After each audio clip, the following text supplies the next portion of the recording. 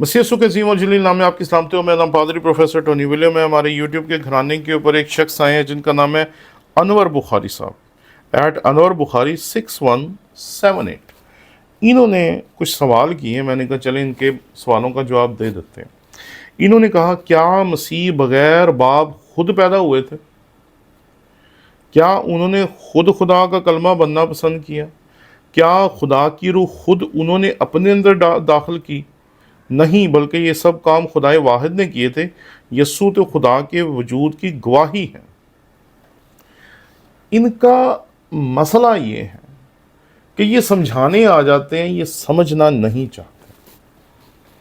अगर ये कभी समझना चाहें तो इनके यही सवाल इनको मसीह के कदमों में लाने के लिए काफ़ी। जी, दोबारा सुनिए कि अगर इन्होंने इन सवालों पे कभी गौर किया होता तो इनके ये सवाल इनको मसीह के कदमों में लाने के लिए काफ़ी थे, लेकिन इन्होंने चूँकि इन पे गौर नहीं किया, ये हमें सिखाने आ गए हैं और इन्होंने खुद इसके ऊपर ज़रा भी गौर खौस नहीं किया।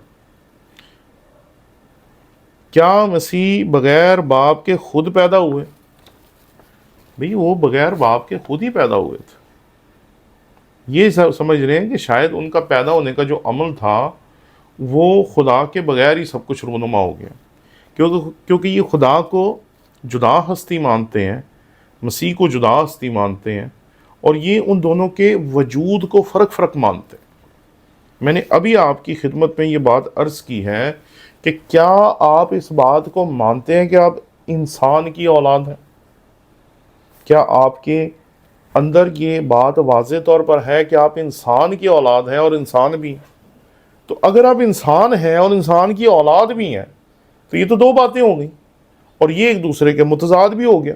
अगर आप इंसान हैं तो फिर इंसान की औलाद नहीं होंगे, और अगर इंसान की औलाद है और इंसान भी हैं तो ये दो फ़र्क चीज़ें एक वक्त में कैसे आप में यकजा हो सकती हैं?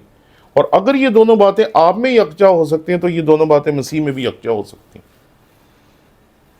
कि वो अपनी असल की वजह से, मैं आदम ज़ात हूँ, वो अपनी असल की वजह से ज़ात इलाही है। इसलिए जब हम पाक तसलीस की बात करते हैं तो हम कहते हैं खुदा बाप, खुदा बेटा, खुदा रूह कुदस। हम ये कहते हैं कि उसकी असल जो है वो खुदा है। मेरी असल जो है वो आदम है, इंसान है। इसलिए मैं कहता हूँ मैं आदम ज़ात हूँ, आप आदम ज़ात हैं, और इस वक्त इस दुनिया में 8 अरब आदम ज़ात हैं तकरीबन।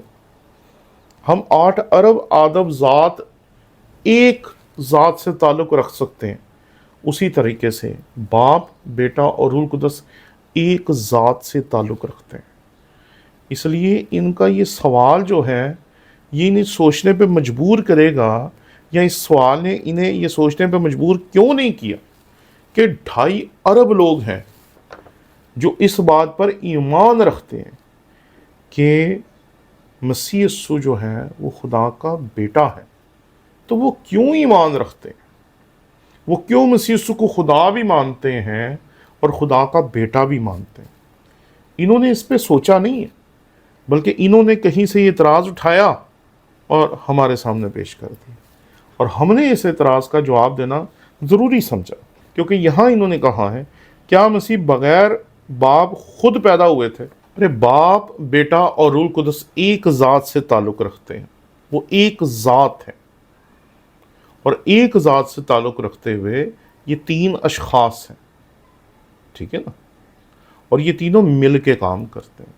मसीह खुदावन जब इस दुनिया में आया, उसने बपतिस्मा लिया, तो वहाँ पर आपको बाप, बेटा और रूह कुदस दिखाई देते हैं। जब इस दुनिया को बनाया तो वहाँ पर आपको बाप, बेटा और रूह कुदस दिखाई देते हैं। और पूरी बाइबल में जहाँ जहाँ भी आपको नज़र आएगा, नजात के काम में, तख्लीक के काम में, बाप, बेटा और रूह कुदस तीनों आपको दिखाई देंगे। लेकिन आप ये पूछ रहे हैं कि क्या मसीह यीशु बगैर बाप खुद पैदा हुए थे? अरे पैदा तो वो अपनी कुदरत से ही हुआ था, क्योंकि उसकी कुदरत और बाप की कुदरत एक है, उसकी ताकत और बाप की ताकत एक है। کیونکہ باپ اور بیٹا ایک ذات ہے، یہ ایک دوسرے سے جدا دو ذاتیں نہیں ہیں، یہ دو شخص ضرور ہیں لیکن دو ذاتیں نہیں۔ جیسے ہم کسی بات پہ جب متفق ہو جاتے ہیں اور کوئی ایسی بات ہو جو سب کے لیے درست ہو، تو پھر میں کروں یا کوئی اور شخص کرے، جب ہم کسی ایک بات پہ اتفاق کر لیتے ہیں تو پھر ہم سب کہتے ہیں کہ جی یہ بات ہم نے کہی یا یہ بات ہم نے کی ہے۔ بالکل ویسے ہی باپ، بیٹا اور روح قدس مسیح خداوند کے پیدا ہونے پہ متفق ہیں۔ انہوں نے خدا کا کلمہ بننا پسند کیا۔ ارے پسند نہیں کیا، وہ خدا کا کلمہ ہے۔ یہ پسند کیا کہاں سے آ گیا بھائی؟ کلمۃ اللہ قرآن پاک میں ان کے بارے میں لکھا ہے، ابتدا میں کلام تھا، کلام خدا کے ساتھ تھا اور کلام خدا تھا اور یہی ابتدا میں خدا کے ساتھ تھا۔ یہ یوحنا کی انجیل اس کے پہلے باب میں لکھا ہو۔ آپ کہاں سے نکال رہے ہیں بھائی پسند کیا؟ ارے پسند کرنا کیا ہوتا ہے؟ میں انسان ہوں، یہ آپ کیا کہیں گے کہ میں نے انسان ہونا پسند کیا؟ کدھر کی بات کر رہے ہیں؟ میں جو ہوں وہ میں ہوں، وہ تو کلمہ ہے۔ آگے چلتے ہیں جی۔ اور کیا خدا کی روح خود انہوں نے اپنے اندر داخل کی؟ خدا کی روح کی جو اصطلاح ہے اس کو آپ سمجھیں۔ آپ بہت اعلیٰ بات کر رہے ہیں، لیکن اس بات کو سمجھنے کے لیے آپ نے اپنے ذہن پہ زور نہیں دیا۔ ہم کہتے ہیں مسیح خداوند میں دو ذاتیں ہیں، الہی ذات جسے آپ یہ خدا کی روح کہہ رہے ہیں، اور انسانی ذات کہ وہ کامل انسان بھی ہے اور کامل خدا بھی۔ کیا سوال آپ نے کی؟ میں نے کہا تھا کہ اگر آپ ان سوالوں پہ غور کر لیتے تو آپ بھی مسیح خداوند کو خدا کا بیٹا ماننے پہ مجبور ہو جاتے۔ اس میں دو ذاتیں ہیں، ایک یہ جس کو آپ کہہ رہے ہیں اپنے اندر خود ہی خدا کی روح داخل کر لی۔